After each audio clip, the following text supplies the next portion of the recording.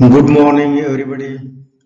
I am Dr. Apturkar to continue with lecture series on arterial diseases. In last lecture, we have discussed about acute arterial obstruction.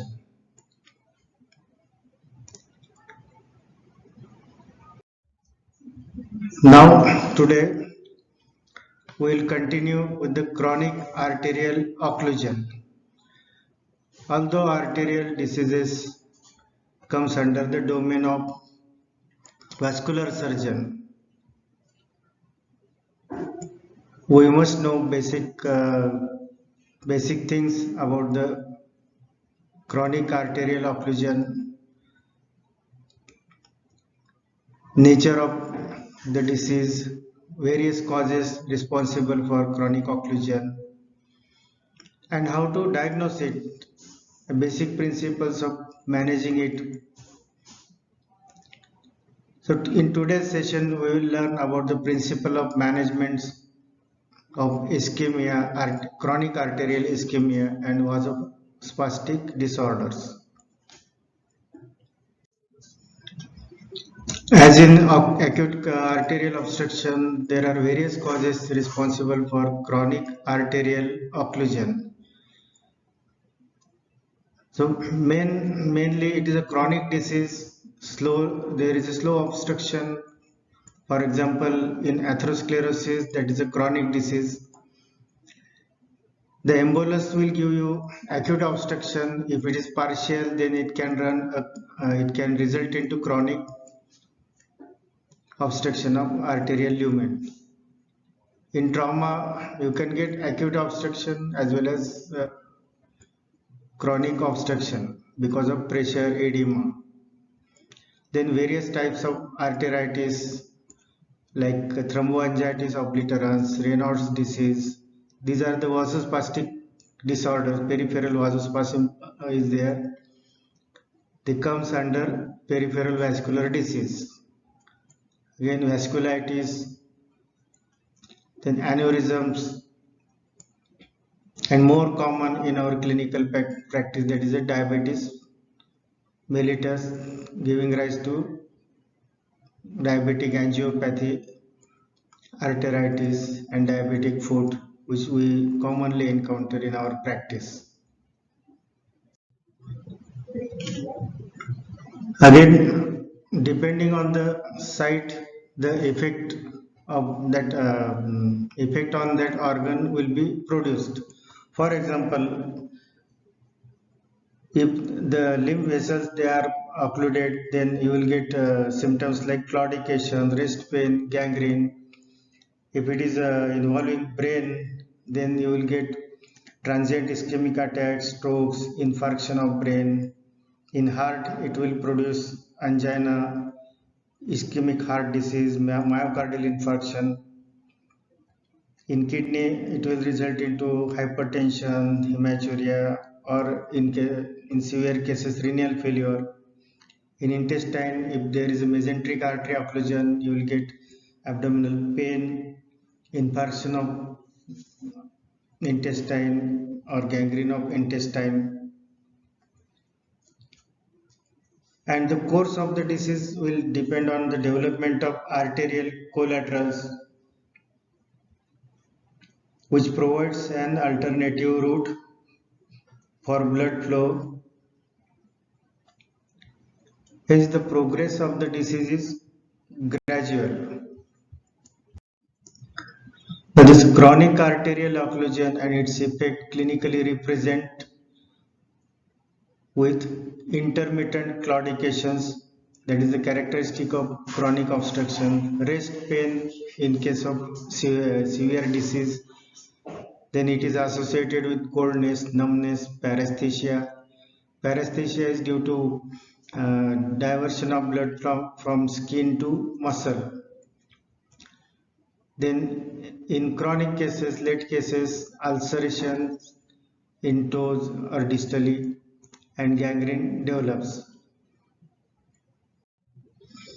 So in case of chronic arterial obstruction, we can notice a color change due to reduced blood supply, arterial insufficiency. The color changes occurs when you elevate the limb.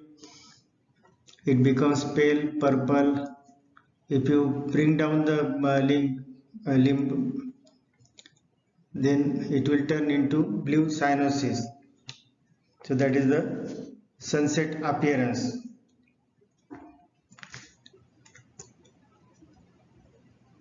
Now limb will feel cold, numb.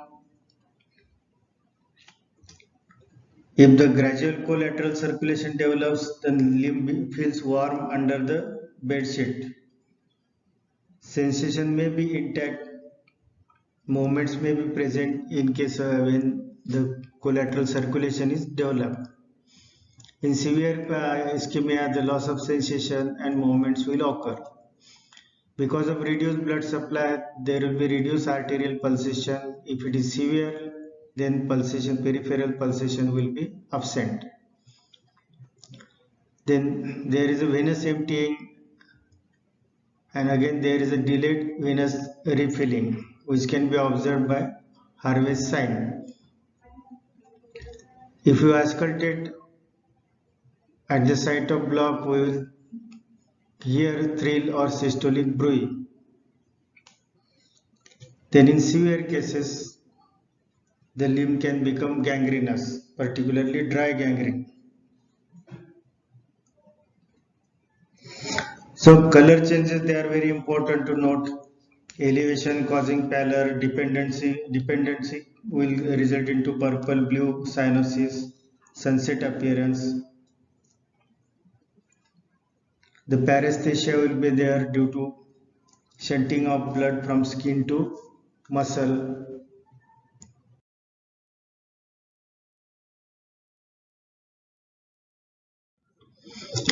Now intermittent claudications, that is the most characteristic of chronic arterial occlusion. What is intermittent claudication? It is a debilitating cramp-like pain in limb muscle. So claudio means limping. It will cause limping to the patient while walking. So these claudications, they are due to anaerobic muscle metabolism, where there is accumulation of metabolite due to ischemia, and substances like lactic acid, P substances, they are produced, which will cause cramps in the muscle. This claudications typically occurs after walking some distance. Patient, when walking some distance, he will feel cramp-like pain in his legs. The distance at which the claudication appears after started walking, that is known as distance of claudication. Now this distance of claudication is a better assessment so that you can know the progress of the disease. If the distance of claudication is reducing, it means that arterial disease is progressing. If it is increased by treatment or management or exercise, then we can think that the circulation is improving. Now this claudication is relieved by rest.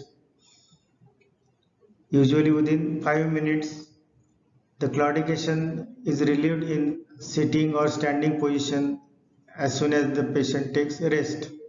So this claudication should be differentiated from neurogenic claudications which occurs in lumbar canal stenosis, disc prolapse.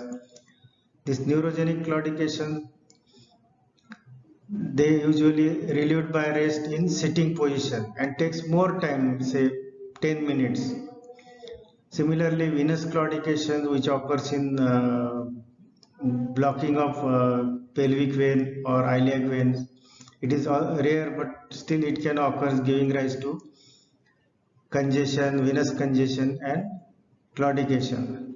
The neurogenic or venous claudication, they are not associated with gangrenous changes, and the peripheral pulsation, they are present. So that is how you can rule out this neurogenic or venous claudication. In case of osteoarthritis, Patient gets cramp-like pain immediately if he starts walking. With the first step of walking, he will get claudication, and as he continues to walk, the muscles get relaxed and the cramp-like pain subsides. So you have to differentiate these basic conditions from intermittent claudications due to vascular pathology. That is important.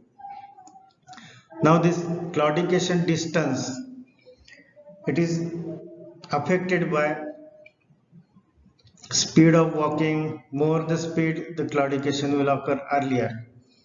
Then carrying of heavy weights, if the patient is carrying some weights, bags, then this claudication will appear earlier. If the patient is climbing hill or stairs, then again claudication will appear earlier. Again, this claudication can be aggravated by poor general conditions like anemia, CCF, any cardiac failure. So you can assess on the history how much patient is walking and when he develops intermittent claudication. The better method of assessing intermittent claudication is treadmill test. You can ask the patient to walk on the treadmill belt and you can see when the claudication develops. You can record it. Now this claudication occurs one level below the arterial block. So one should suspect the block at higher level of the site at which claudications are occurring. For example, if the lower tibial plantar artery is involved, then patient will get claudication in foot. If femoropopliteal artery is involved, then the patient will get claudication in calf muscle, leg. Nearly 70% of cases we will get claudication in calf. If claudication occurs in thigh, then superficial femoral artery is involved.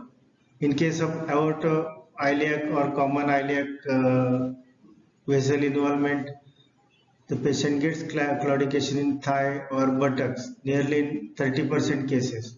If it is bilateral involvement of aortoiliac arteries, then patient will develop impotence, that is known as Leydig syndrome. Depending on the severity of claudication, we can grade it into three. That is Boyd's classification of claudication. Grade 1, patient will develop claudication after walking certain distance, that is a claudication distance. Patient continues to walk, then blood flow increases,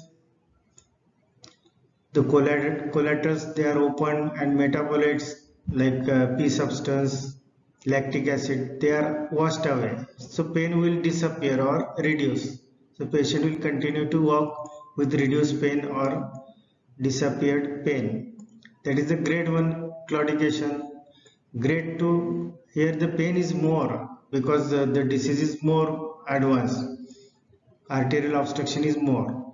So it will create more ischemia. The patient will walk, he will develop claudication, but still he is able to walk with effort. Some effort he has to take while walking, but he will not stop. Grade 3, the ischemia is still severe. Once the claudication develops, patient has to take rest to relieve the pain. Patient is not able to walk further. So that is grade 3.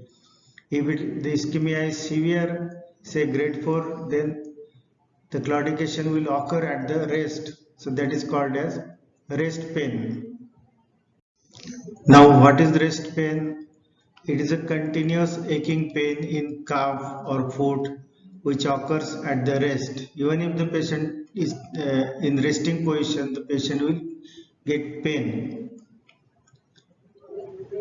So it is due to severe compromised tissue perfusion which results into anaerobic metabolism, and patient will get continuous pain at rest requiring analgesic. Even with the analgesic, it may not be reduced. It is also called a cry of dying nerve, somatic nerve due to severe decompensated ischemia. We'll come to that decompensated ischemia. Then this pain is increases on lying down in the bed or elevation of limb or moving the limb. This raised pain, it is reduced in dependent position. If the patient puts his foot in dependent position, pain gets reduced. So you will find that patient is having typical attitude to hold the foot in hand to relieve the pain. Most of the time the limb is patient keeps limb hanging below the bed. There is a hyperesthesia due to reduced blood supply to the nerve. The pain is worst in night as there is a reduced cardiac output and pulse rate. So there is a reduced tissue perfusion and pain becomes worst at nights. Patient may have many sleepless nights and patient again hold the foot in hand to relieve the pain. Because of holding, there is a cut off sensation which are not transmitted. The pain sensation, they are not transmitted. Patient feels better. So that is the rest pain which is characteristic of severe ischemia. Now this rest pain becomes associated with pregangrene. So these pregangrenous changes, they are associated with rest pain. These changes, they occur due to inadequate blood flow to the tissue which are not kept alive.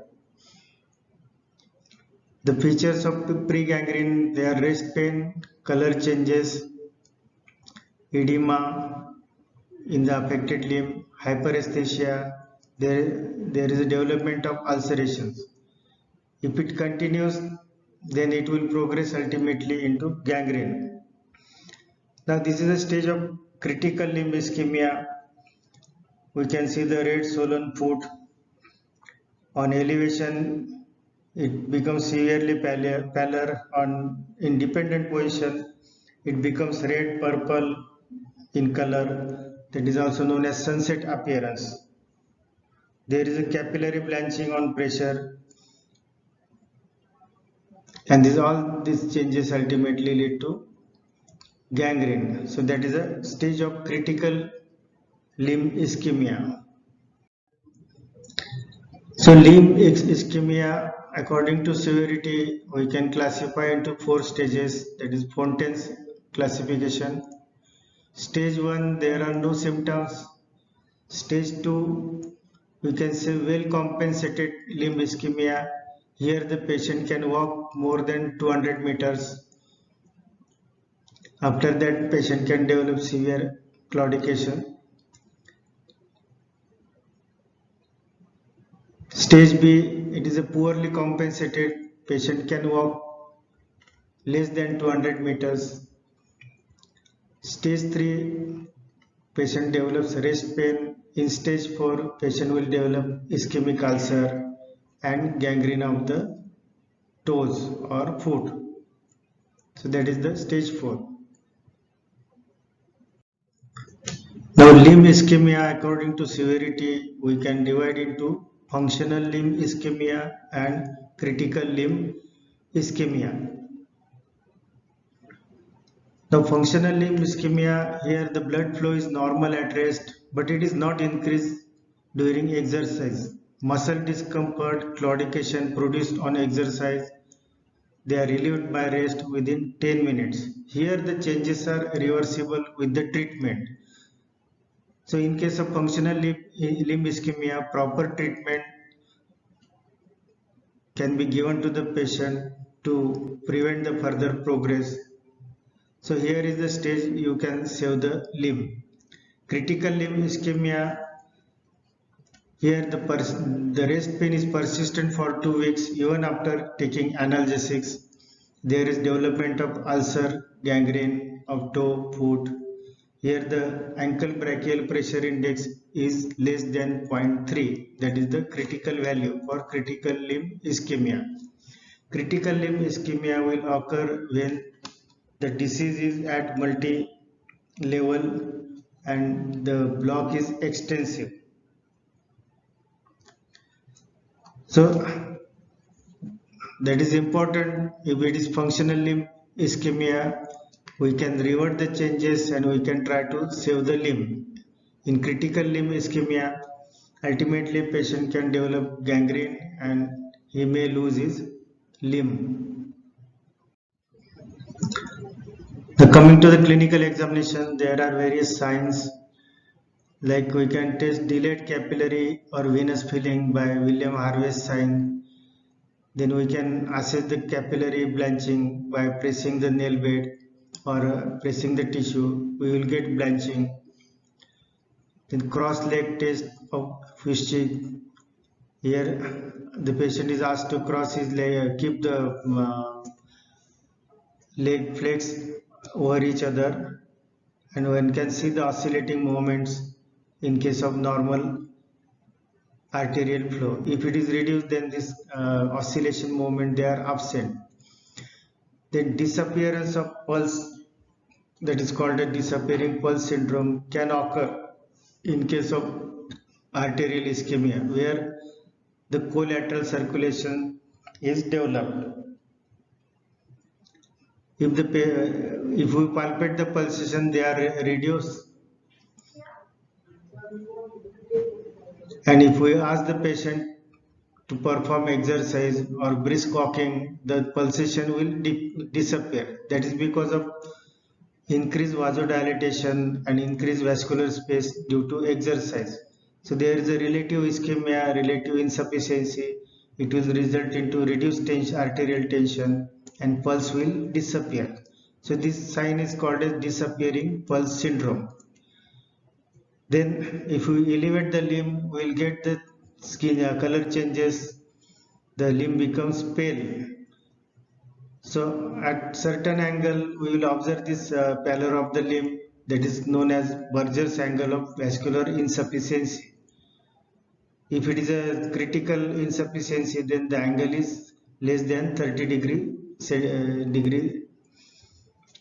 Then this Addison test, elevated arm stress test, excessive military position test, Falconer, Allen's test, these are the tests which can rule out the arterial insufficiency in upper limb, that is related with the thoracic outlet obstruction. What is important in clinical examination? We have to examine the peripheral arterial pulses. Now these peripheral arterial pulsations, they are examined against the bone, underlying bone. For example, dorsalis pedis, we will palpate against the middle cuneiform and navicular bone in the first wave space lateral to extensor hallucis longus tendon. The posterior tibial we can palpate against the calcaneum bone. So similarly, all pulsations they are palpated against the bone. So that is home exercise for you to find out what are the underlying bone where we palpate the peripheral pulsation against the bone. So that is the important clinical examination. One must know about the peripheral pulsation. So that will decide at what level the arterial obstruction is evident. Now investigations, they are mainly required to confirm the presence and severity of the arterial disease. So we can locate the block, we can identify block, at what level the block is there, whether the collaterals they are developed, whether the distal perfusion is maintained or not, and we have to assess the suitable treatment modality requiring for that condition depending on the site of block and extent of block. Now investigations for chronic arterial insufficiency. First you have to go for general assessment. You have to rule out the comorbid conditions. You have to assess the comorbid conditions like diabetes, hypertension, hyperlipidemia. So for that, routine blood examination, routine lipid profile, routine sugar checkup, and kidney function test, they are to be done.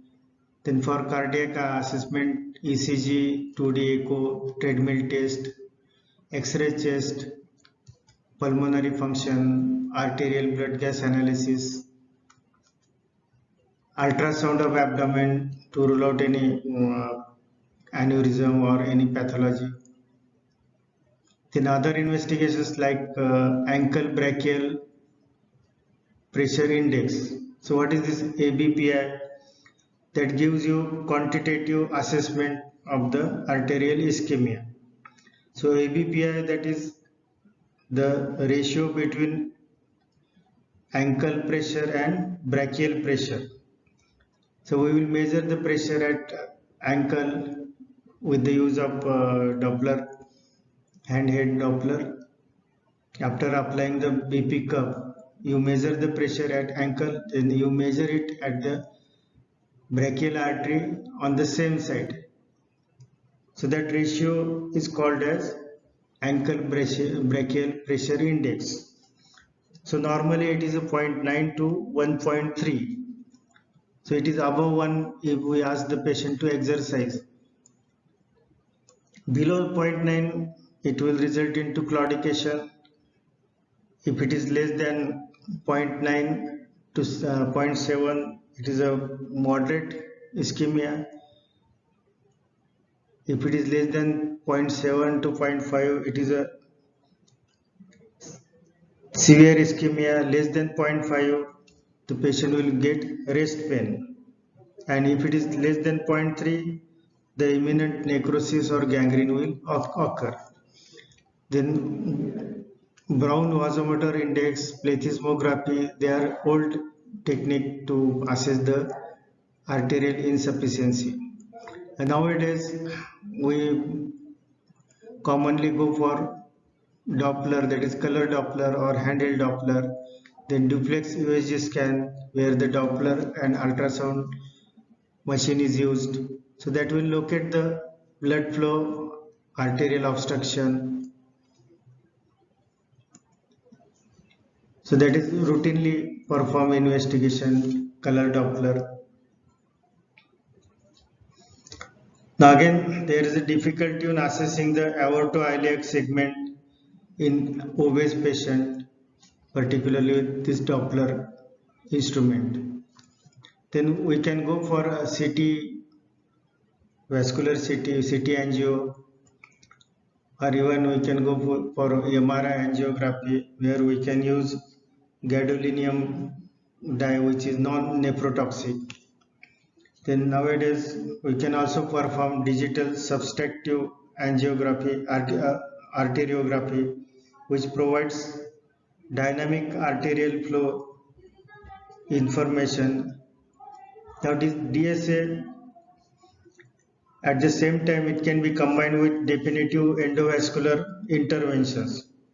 So if we are to go for endovascular intervention, then it is better to perform DSA, which gives a dynamic perfect arterial flow and block information. So it is a expensive and invasive technique, not without complication because it is invasive. So with these investigations, we can assess the degree of ischemia, site of block, extent of block, and accordingly we can plan for the treatment or management of the arterial insufficiency. The further important investigation in arterial insufficiency, that is the angiography. It is a gold standard investigations. We can go for angiography by Scheldinger's technique. We puncture the femoral vessels with cannula, we remove the needle, we put a guide wire and dilate the tract, and then we put a cannula through that we can inject the dye and delineate the vascular tree. So it can be done by transfemoral route, or if it is not possible, then left transbrachial route is preferred. So angiography will provide you the information regarding level of block, extent of block. If the collateral circulation is developed, then it can visualize the collaterals, and you can get a distal run-up. That is, you can see a block there, and distally a block is visible as a black shadow, and distally you can see again the dye is visible. So that is called as distal run-up. It is due to development of collaterals which carries the blood distally beyond the block, and block is seen as a black shadow. So that is called as distal run-up. The angiography is indicated in TAO, atherosclerosis, Raynaud's disease, TOS, aneurysms, hemangioma, AVF, neoplasm. Angiography is not without complications. There can be bleeding at the site of puncture in femoral artery or brachial artery, or hematoma formation is there. Sometimes the vessel can get dissected. There are chances of arteriovenous fistula, AV fistula. There can be formation of thrombus and embolism distally. Infection can occur, and anaphylaxis can occur due to allergy to the dye. But still, it is a gold standard investigation to assess the vascular block, degree of block, and to plan the treatment. It is important for assessing the block in major vessels so that you can plan for the intervention or surgery. For peripheral vascular disease, it is less informative because intervention is difficult in peripheral vascular disease, but still it can give the assessment of degree of ischemia and impending gangrene. Once you assess the degree of ischemia, site of block, or the disease process, then accordingly we have to manage the patient. First, the general management, that is patient has to stop smoking. If he is obese, then weight management. Then we can advise him exercise program. So this exercise program, 2 hours exercise per week for 3 months can be advised. So this graded exercise will help the patient to develop collateral circulations. So that can be assessed with the increasing claudication distance. Regular walking, graded walking, patient try to increase his walking. Diet pattern, diet management should be done. So in short, modified lifestyle should be adapted to reduce the progress of disease. So general measures, they are important, particularly if there are risk factors like hypertension, diabetes, hyperlipidemia. These conditions should be treated accordingly. In various drugs, statins like atorvastatin, antiplatelets like clopid or aspirin, blood thinner that can be used. Vasodilators, they are more useful in peripheral vascular disease to improve the circulations. The vasodilators like celostazol, pentoxifylline, ticlopidine or dipyridamole that can be used as an adjuvant. So they are more important in peripheral vascular disease. Then we can remove the block by percutaneous transarterial angioplasty, balloon angioplasty. we can inflate the balloon and dilate the lumen, and we can keep a stent there, either metal or plastics or self-expanding, so that they can maintain the patency of the lumen. You must have seen this balloon angioplasty. It is helpful in renal vessel stenosis, where we can dilate the vessel and patient can be relieved of renal hypertension. The common example, that is a coronary angioplasty, balloon angioplasty, that is routinely done, so that you can relieve the coronary blocks. Surgical treatment will require for the obstruction in major vessel. So if there is obstruction, say for iliac vessels, then we can bypass that obstruction by means of graft, bypass graft. Now this graft can be synthetic, made up of Dacron or polytetrafluoroethylene. We can use autologous venous graft derived from saphenous or umbilical vein.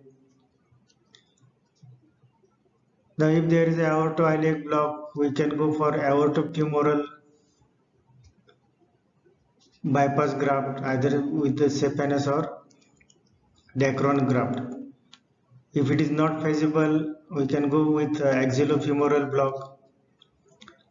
Then if there is isolated iliac block, we can go with iliofemoral bypass or femoral crossover graft. If the superficial femoral block is there, we can go with the femoropopliteal bypass.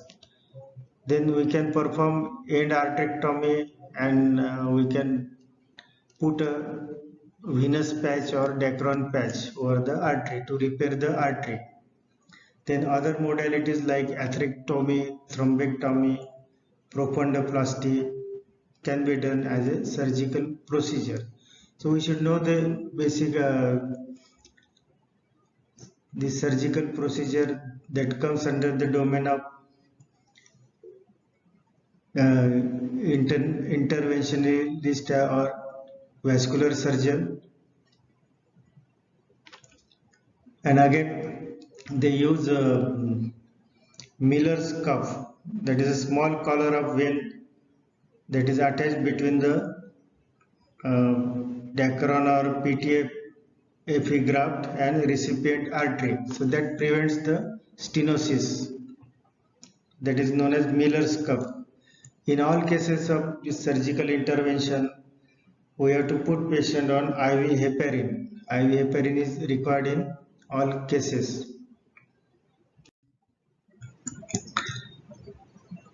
Now, particularly in peripheral vascular disease where the surgical treatment is not suitable, we can go with the vasodilators, medicine, medical treatment, and we can improve the peripheral circulation by performing cervical preganglionic sympathectomy, that is removing the T2 and T3 ganglion in case of upper limb, and in case of lower limb we can go with lumbar sympathectomy by removing L2 and third ganglion. Now this sympathectomy, the effect is not long lasting, it is temporary, but still it can improve the cutaneous circulation, it can cause some vasodilatation and prevent the further development of gangrene or further ischemia. We can go with chemical sympathectomy, that is mostly done by anesthetists by injecting the phenol, alcohol or sensorcaine at the site of ganglia. So ganglion is blocked chemically. Now this chemical sympathectomy, the effect is temporary, but it can be repeated many times to relieve the symptoms, to relieve the claudications and further ischemia. So there can be some improvement in patient and we can prevent the development of gangrene.